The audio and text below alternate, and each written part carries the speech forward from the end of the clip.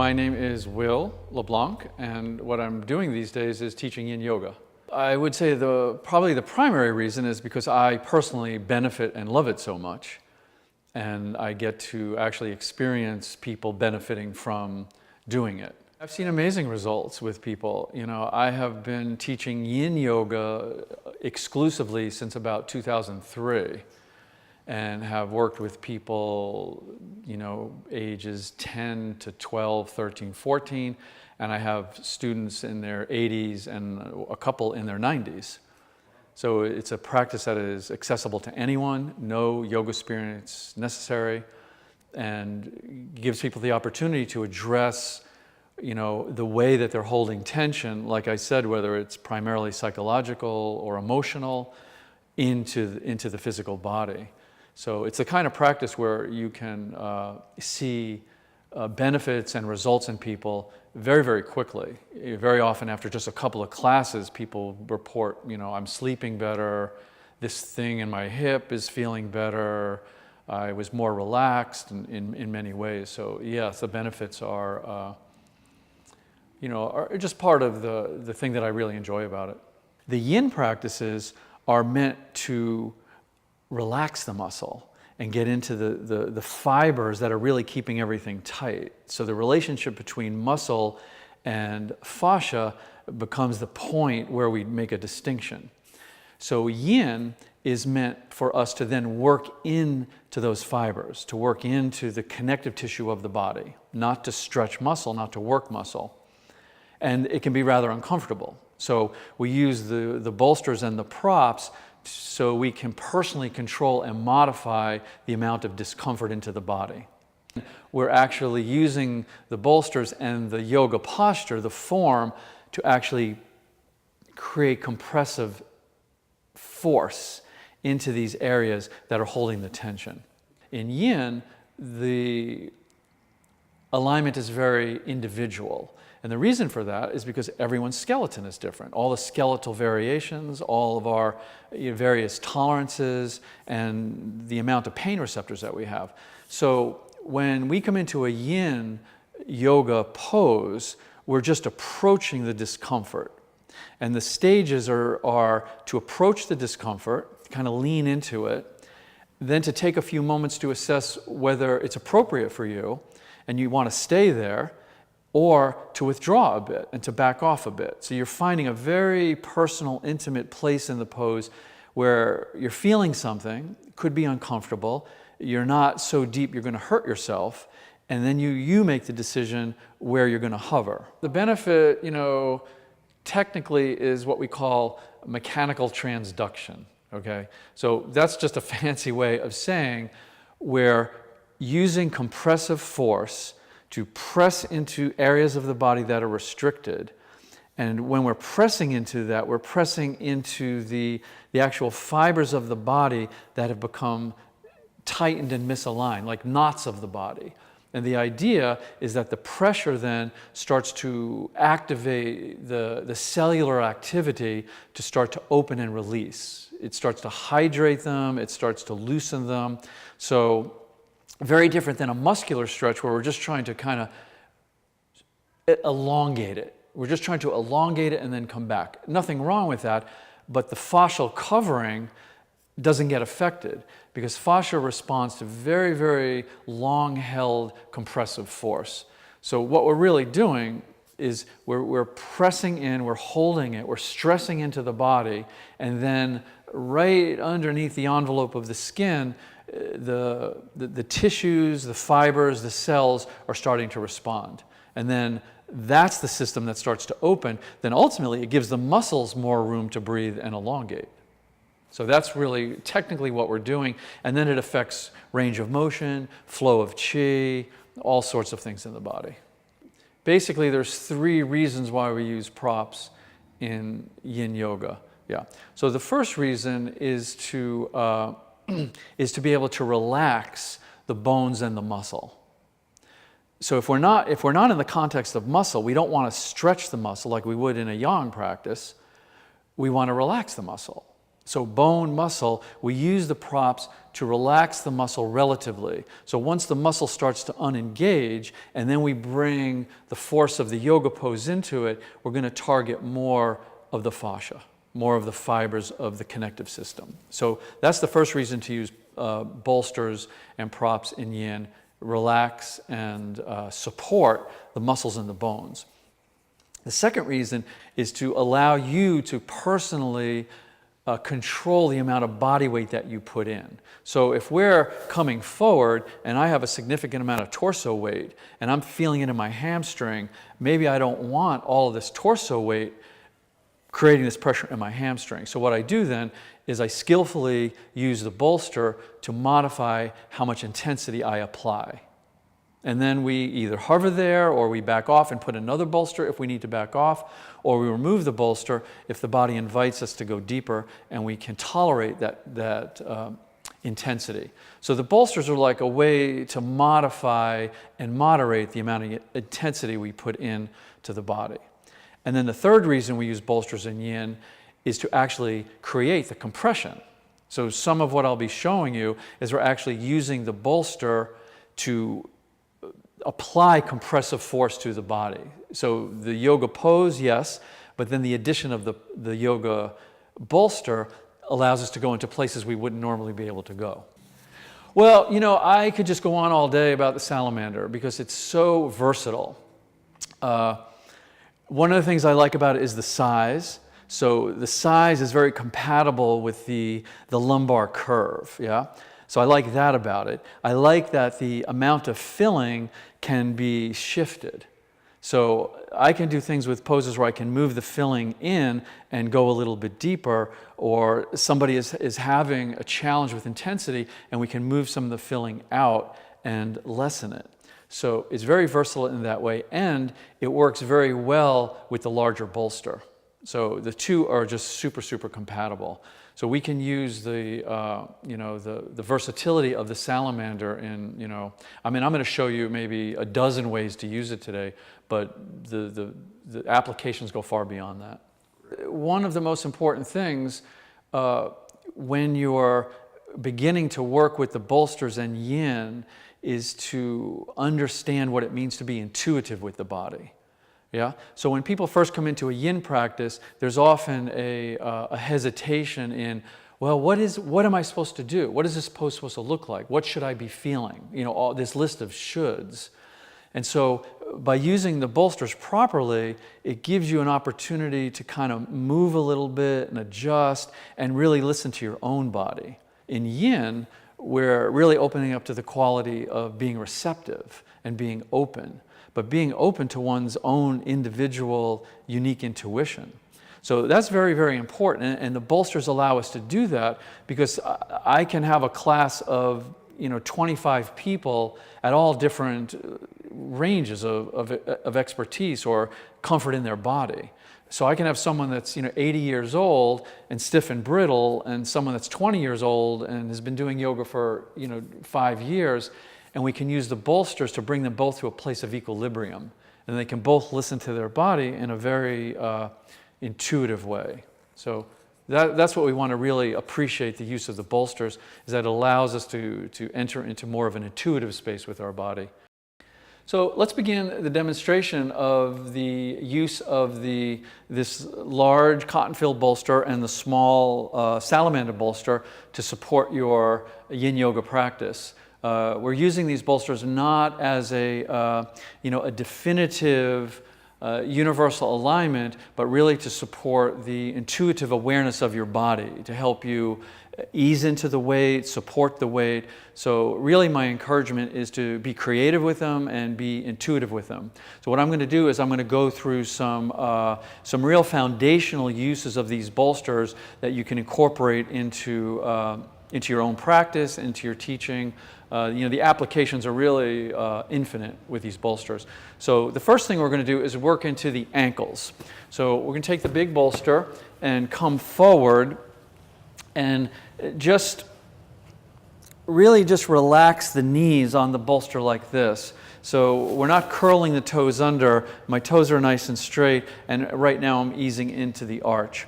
So what I like about the height of this bolster is that we're able to then modify the amount of pressure that we're putting not only into the knees, but also into the ankles. So if you're feeling like this is not accessible to you, then the beauty of this is you can always come forward. And you can just keep coming forward until the pressure feels like you can tolerate it. Right here, or right here, or right here. You really want to kind of play the edge with that. If you're able to bring the torso over the hips and the hips over the heel, right now you're getting a very solid pressure into the ankles. And then over time, if your body invites you to come away from the support, you can start to bring the knees up. So the baseline of this pose with the bolster is right here. And then you come forward to release or go back to deepen.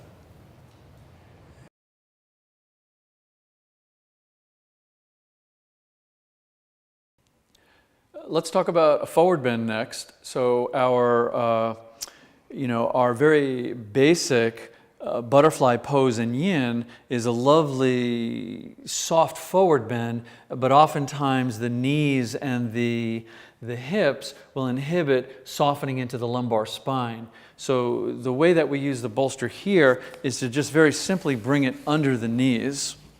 This is especially lovely after a long held backward bend when we just want to isolate the target area to the lumbar spine. So you just bring the big bolster under the knees, relax the hips, feet can be close together or you can open them a bit. And then for the Yin forward bend, we want to make sure that we are really relaxing the lower back. We're not attempting to lengthen or stretch. And then the bolster takes a lot of the intensity out of the hips and out of the knees and allows us to have a very soft, almost luxurious experience into the lumbar spine.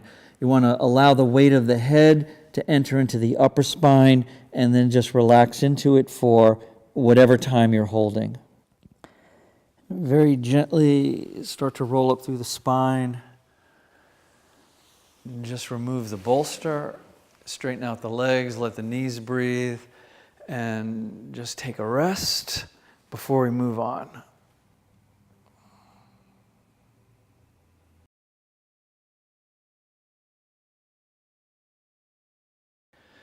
The next thing I would like to share with you is, again, with the large cotton-filled bolster, and this is what we call the supported square. So when we have a square pose, we have a lot of options to place the foot on the calf, oftentimes tight on the knee, come into the hip. But to support the square, we take the large bolster and put it in front of the bent leg and take the top leg and put it onto the bolster. So there's a couple of advantages to doing this. One is by elevating the femur out of the hip, we're going to target the IT band.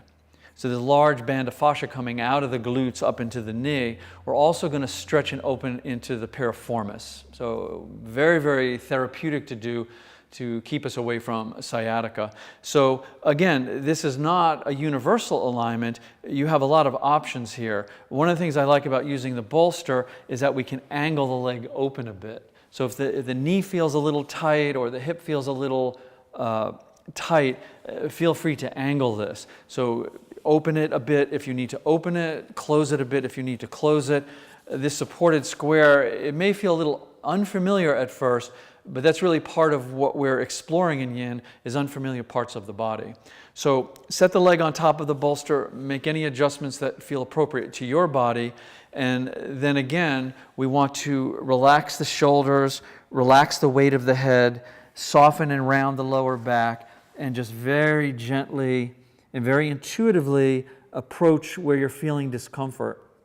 Like I said, this may be unfamiliar down the right side of the elevated leg, so be mindful of that.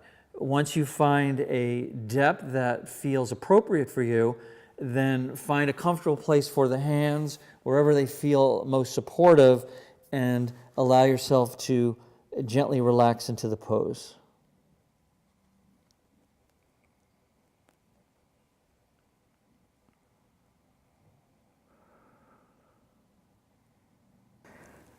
Always allow yourself to release slowly, so we're interested in the relationship between muscular tension and fascial restriction.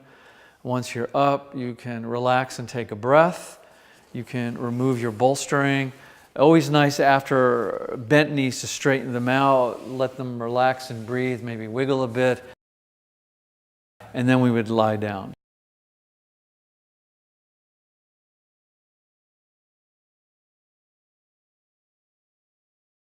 Let's approach the half butterfly pose now. So our traditional half butterfly pose with one leg extended and one leg in, it's a very effective pose for targeting the lower lumbar. Oftentimes what restricts going deeper into the lumbar is the tightness of the hamstring.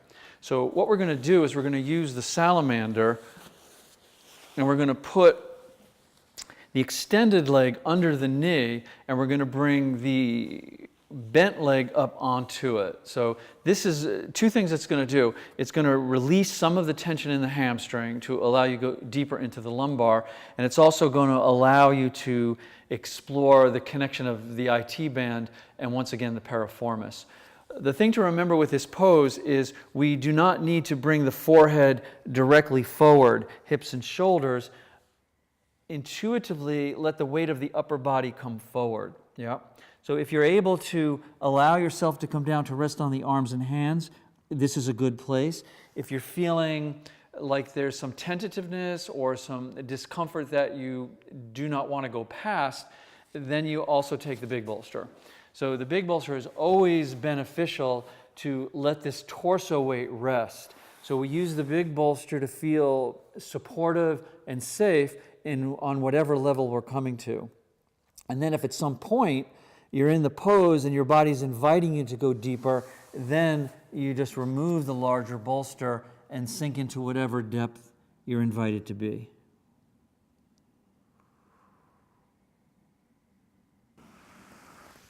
Coming up slowly and mindfully, taking a nice inhale breath.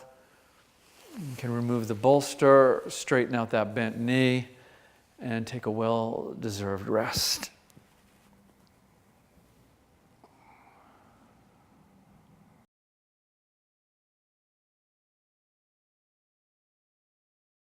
Coming now into a straddle forward bend, very often when we open the legs to whatever our range of motion allows and come forward, the weight of the upper body pulls into the adductors, into the groin.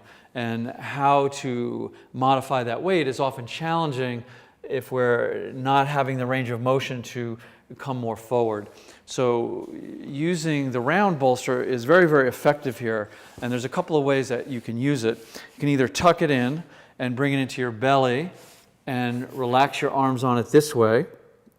So this is more stationary and supportive. And also, you could bring the salamander into this as well to bring the height up a little bit more. And that's really the use of the bolsters, is to really modify height and body weight to fit your body as much as possible. So this is one option, and then you can relax the head down. It's very supportive. Or if you have an idea that your body is going to eventually go a little bit deeper into the pose, you turn the round bolster this way and come and relax the arms this way. Relax the head down. And then if you're feeling a bit of a release or an invitation to go deeper, then you simply, at some point, release the bolster and then come into your full pose.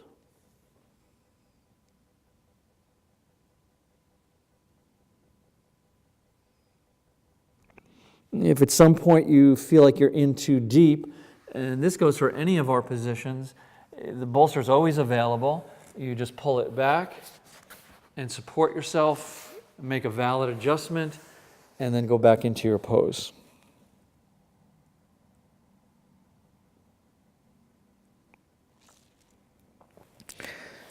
Come out with great care. Always have the option when you rest to put the bolster under the knees, and this can be so supportive for the hips, and take your rest with the femurs elevated.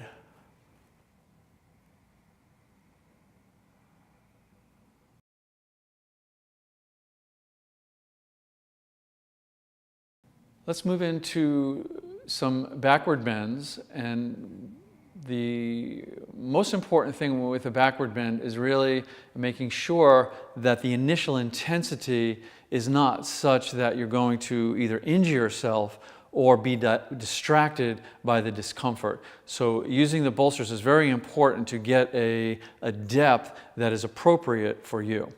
So something relatively simple and on the mild end of things is to straighten out the legs, take the round bolster, and we're going to put it long ways into the lower back.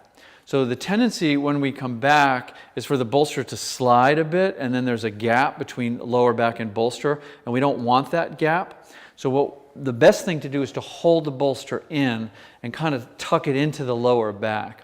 Whenever we do a backward bend, we want to put the feet on the floor so we can stabilize and support the spine. And then just very gently start to ease onto it to make sure this is appropriate for you. So once you feel the compressive force into the lumbar spine, you can let the rest of the upper body relax down, relax the arms, and then the last thing to relax out are the legs. This is a backward bend that you could stay for a very long time and really absorb the compression and the stress into the lumbar spine.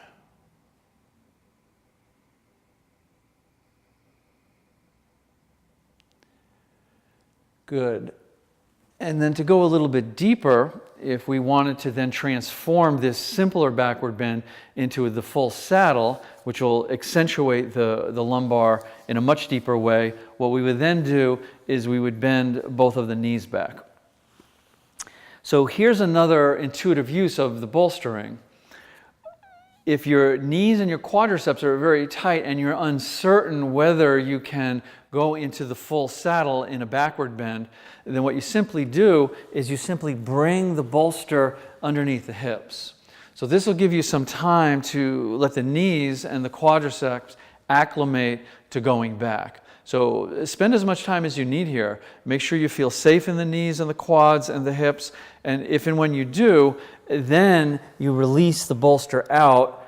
See how this feels now once you've given yourself some time and some gentleness here. And then the same thing. Keep the bolster tucked in, kind of snuggle onto it so it doesn't slide, and see if you can relax your body completely over.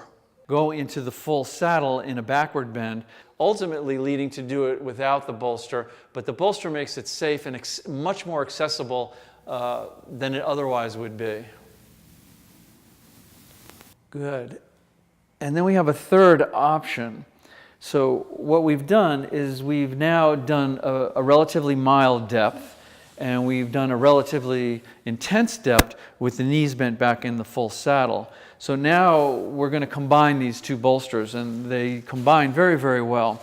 One of the things we want to know about this bolster is that the filling is very malleable. So we could bring the filling in. I could bring the filling in so I'm going to get more pressure in my lumbar, or I can work the filling out to make a little hollow here, and it's a little less pressure. So it's almost like you can custom design this for your lumbar spine. It's just a lovely, effective tool to have for, especially for Yin Yoga.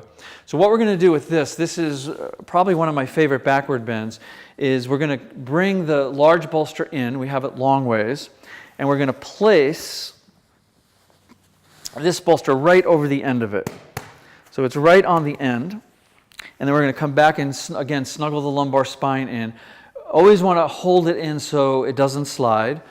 Once again, the reminder, whenever we're coming back, we want the feet on the floor to make sure the lower back is safe, and then just relax over it. Sometimes I'll stop halfway just to let my body know that I'm being mindful and respectful. Once you have the upper body over it, only then we'll let the legs release out. and just relax. Make sure the hips, the buttocks, or sit bones are on the floor. Make sure the neck feels safe, and then stay here for whatever time is appropriate for you.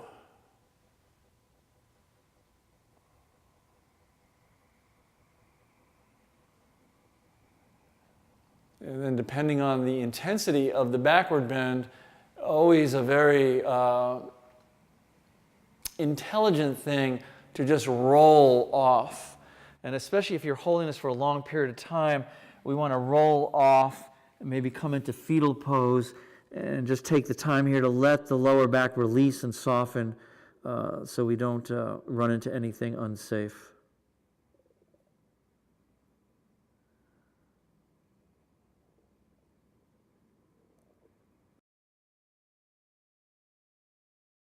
The next variation I'd like to show you is a combination of a supported fish pose, and we're going to apply lumbar traction. So typically in our backward bends, we're just using straightforward compression. This is quite a unique backward bend because we're going to be supplying that compression, but it's also going to have a tractioning effect on the spine. So what we're going to do is we're going to once again use both bolsters, the round one, and then we're going to take the smaller one and put it over the rounder one. Elevate your hips, sit up on the bolster, and then depending on the length of the torso, you need to fit this to your own body. So the smaller bolster is going to stay pretty much in the lumbar spine, and then the end of the round bolster will catch us in the mid-spine. You want to hold on to it, keeping the feet on the floor to support the backward bend, and then coming to the forearms or the hands and letting the back of the head come on the floor. So right now I'm checking in to make sure the end of the round bolster is in my thoracic spine, the small bolster is snug into my lumbar spine, and then when I feel safe and ready, I just let the legs come out. And so again, this is providing a compressive force in my thoracic spine and a pulling on my lumbar spine, and it's quite lovely. You can stay here for as long as you would like. To release, we want to put the feet on the floor, and when we're lying back, the recommendation always is to roll to the side, bring the knees up. Take some moments to let yourself stabilize and relax, soften into the lower spine.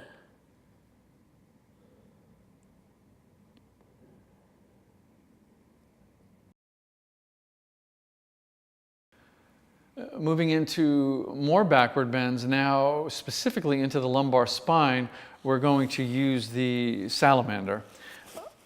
Once again, we can bring the filling in to kind of isolate and concentrate into the lower back, or we can make this lovely hollow space.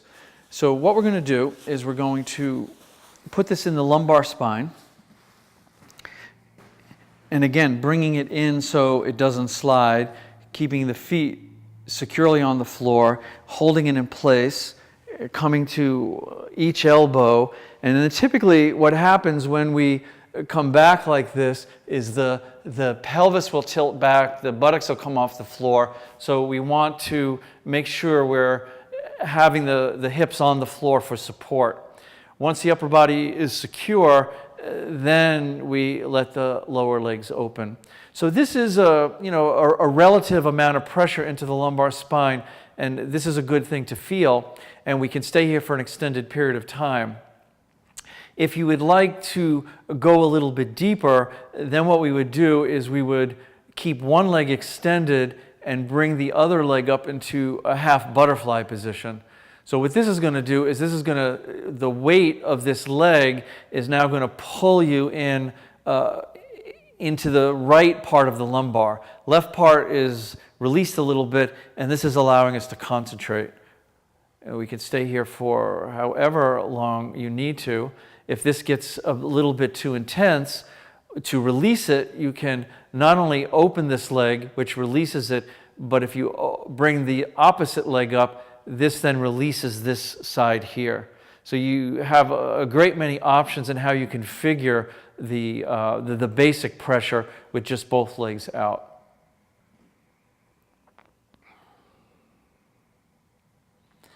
And to come out, always feet on the floor, and then move into a safe place, and then work yourself up. We're going to take this same bolster and we're going to move it into the mid-back. But what we're going to do, we're going to enhance it a little bit with the use of the blanket. So taking this blanket and folding it into thirds, it seems to work best, just so I have a nice supported pad here. And then I'm going to take the salamander and put it on the pad like this. Take this and put it in back. And then this again is intuitive because of the softness of the salamander, which is a big advantage working into the thoracic spine. You could come right onto the shoulder blades, onto the scapula. That's an option because they need to receive this force just like every other area of the body. Or you could work yourself more into the true center of the thoracic spine. Lovely for the respiratory diaphragm and the opening of the rib cage. Keeping the feet on the floor, letting the upper body release back, and then opening the legs. So one of the things that I recommend with this specific posture is to explore how long you stay here. This can last for 10, 12, 15, even 20 minutes. It's a very challenging area of the body to really access. So the longer you stay here, the more it will certainly benefit and start to open up not only the tightening of the mid-back, but also the breathing apparatus as well.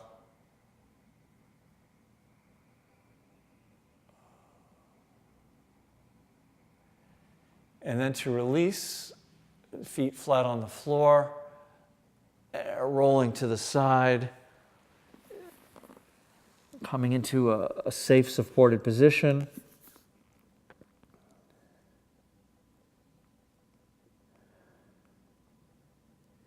And then coming up when you're ready. So let's go back into the lumbar spine. We're going to use the salamander and we're also going to use the blanket again. This time we're going to take the blanket, and usually starting from this size of a rectangle is good. And so when I'm rolling it, obviously I have the option to roll it all the way up, and this will create a certain level of intensity.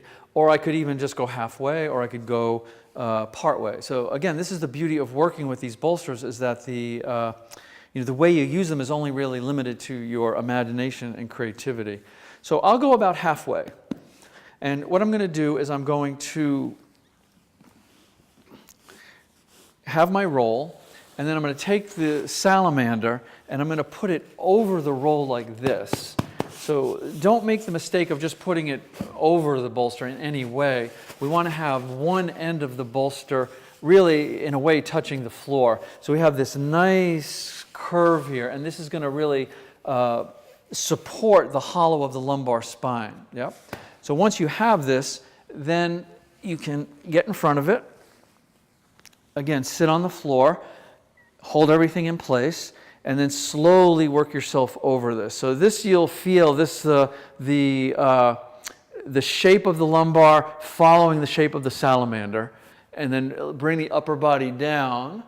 Let the upper body relax. Check in how you're feeling. Make sure this is accessible, and then we open the legs out.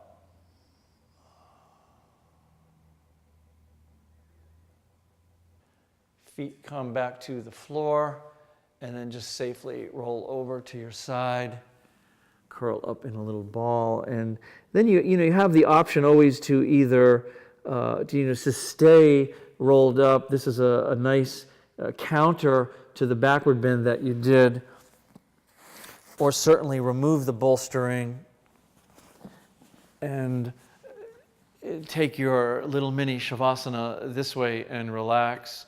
Or sometimes it's also intuitive, and after a yin pose you may feel just simply like taking child's pose. So again, this is to take a nice mild forward bend after all the backward bending.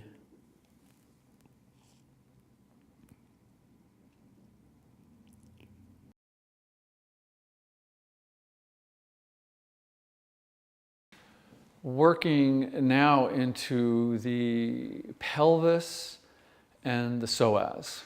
So two areas of the body that pretty much everyone has tension with. And this is a very unique use of this little salamander, but very, very effective to really use the quality of yin to work into the body in a very slow and consistent way. So very simple to do. You simply place the salamander crossways and then bring the back of the pelvis up onto it. So the only thing to be mindful of here is that most people will let this slip into the lumbar spine. This is not what we want. We want the flat of the pelvis here. So if you actually went to your hip bones and went down, there would the bolster would be. So really very supportive here, and then you can allow the legs to come out. So just this is nice because this allows the pelvis to separate a bit, to open. It gets into the sacrum. So you could spend a significant amount of time here.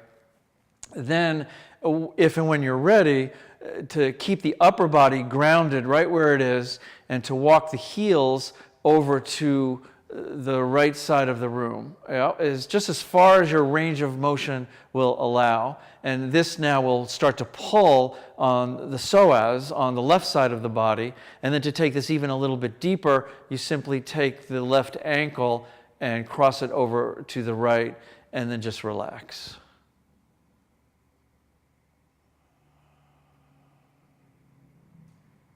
And then once you think you're as relaxed as you can possibly be, then relax a little more.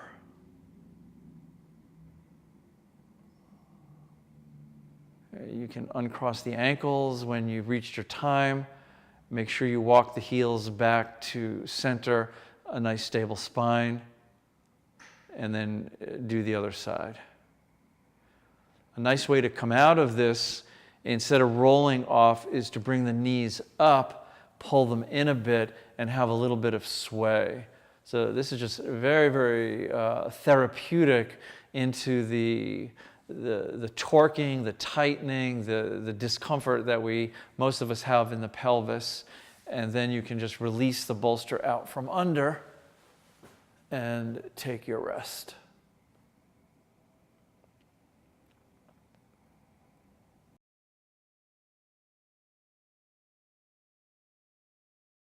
So to come full circle, we began the demonstration of the use of the bolsters for Yin Yoga working into the ankles. And so now what we've done is we've spiraled up the body and we're going to work into the cervical spine. We're going to use the big round bolster and just spend some time there. So the whole theory and foundation of Yin Yoga is that the entire body is connected. There's no part of your body that is not connected to every other part.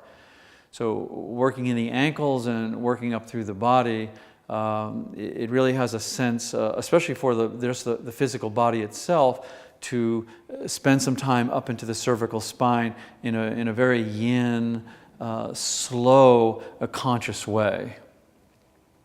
This is how we practice yin, by slowing down and spending time and really listening to the rhythms and the intelligence of your body.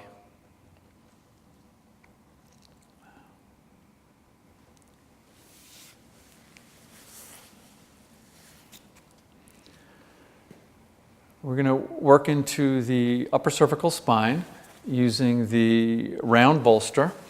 Very simple. You may want to have the small bolster nearby. So I'm going to show you some variations. This will be the mid one. So very simple to do. What we want to do is lie down on your belly.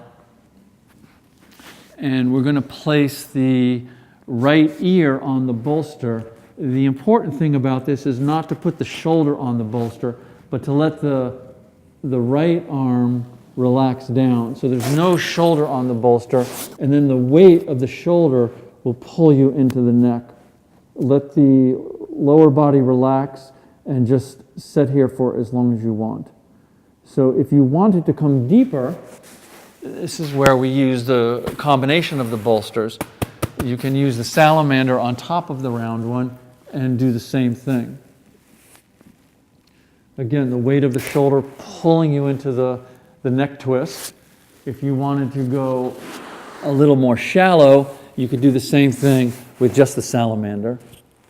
It just depends on the sensitivity of your neck. Letting the shoulder relax and finding the right depth and intensity for your neck. And then always the key in any of these yin poses is to relax.